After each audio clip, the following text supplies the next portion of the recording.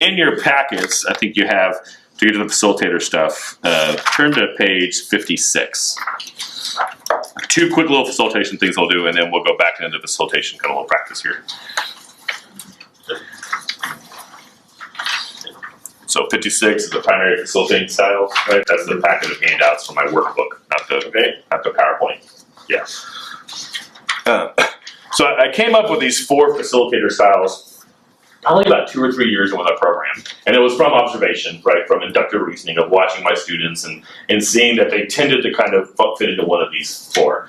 And when I developed it, I thought, like, here's the initial 4, and I thought over time I'd keep on adding different styles. Like, we'd have these 10 facilitator styles, but it's kind of stuck with these 4, right? Each time I kind of, each time I, normally towards the end of the semester, I kind of go back to this and ask the new students, which ones do you think you fit in, or do you have another one that doesn't? And new ones don't seem to come up, so this might be kind of a good set in a way. So the referee is kind of the facilitator that tends not to do that much. I mentioned this briefly yesterday, right? So like a referee in a sporting match, you keep time, and if someone breaks the rules, you blow a whistle, right? So you kind of keep the ground rules, or people are being mean to each other. But other than that, you just kind of let them play the game. Right. The interviewer, some people are really good at asking questions. Right.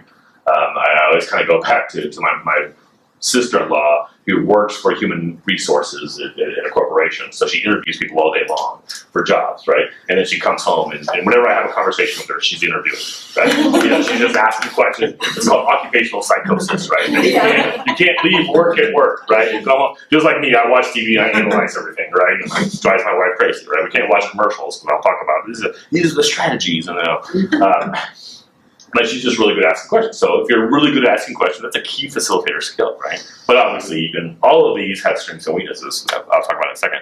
The devil's advocate is someone that's always kind of really good at thinking what's not being said, right?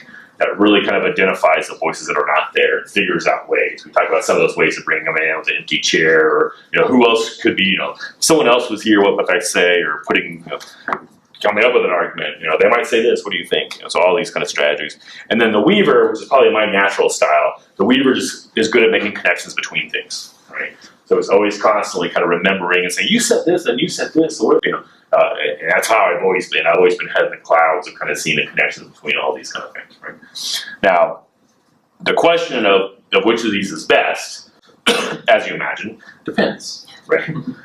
Each group, if you have a group, kind of like the group that we had yesterday, that's self-deliberating, right? That's having a good conversation and treating each other with respect, but also digging deeper into the issues and seeing the tensions, then you should be a referee, right? Don't do too much. And I often see young facilitators flaw on the side of doing too much versus too little, right? Just let the kind of groups be in a sense, and then kind of take some chances when you want. Obviously, the interviewer is good when you have a quiet group, right? That if you just let them talk, it's going to surface, and then if you're interviewing, you're asking good questions, you're digging deeper, it's a much more active certain role. The devil's advocate is critical when you have a group that all thinks alike, right? That aren't seeing different sides of it, so you need the devil's advocate. And then the weaver is good when people are kind of all individuals and not really kind of reacting to each other, so then the weaver can really kind of make those connections and how people think, right? So what I do with my training is, generally students seem to fall naturally into one of those, just how their personality is and how their mind works. But as you develop as a facilitator, you want to be able to be all 4, so that depending, again, on the purpose of the event and depending on the hand you've been dealt with the people in your group, you can adjust. Right? Another way of thinking about that, one of my 2 favorite facilitator students, they stayed with me for 3 years, and they're actually a couple. One was just total high energy, and one was always very, very calm. Right, and it was the same thing. It's like and advantages and disadvantages to that, right? But you should adjust. If your group is really low energy, you need to be high energy, right? Especially when my students. It's funny, my students are so nervous about doing this in the community at the beginning, but then we do all these practice forums and classes with other students. And students are kind of the worst groups to facilitate sometimes, right? Yeah. Well, and part of it is they didn't pick the topic. I mean, they didn't leave their house to go talk about that, right? You're just making them talk about a topic.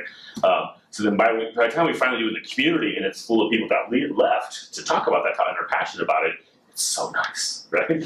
They're so nervous about people kind of being emotional, right? And then by the time we actually get in the community, like, thank God someone's emotional, right? And they want emotion is good, right? The lack of emotion is a much more difficult problem to facilitate with than too much emotion, right? Too much emotion is something you can mold and adjust and transform into productive conflict, right? I don't care about the topic. There's not much you can do with that. Right. So you have to regulate kind of and it's literally you regulate your rate of speech.